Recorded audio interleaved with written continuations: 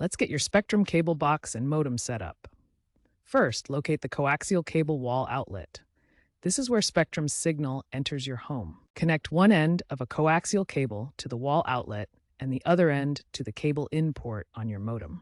Make sure the connection is tight to avoid signal loss.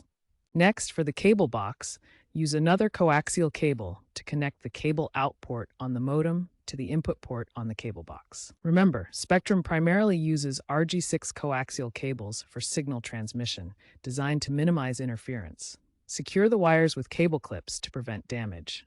Now that everything is wired, plug in your modem and cable box.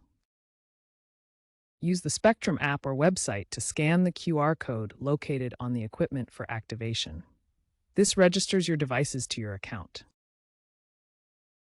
If activation fails, try power cycling your devices by unplugging them for 30 seconds, then plugging them back in. For splitters, they divide the coaxial signal to multiple devices, potentially weakening the signal. Use high-quality, Spectrum-approved splitters if needed. If you experience pixelation or slow internet, consider a signal amplifier or contact Spectrum support at 1-855-478-6789.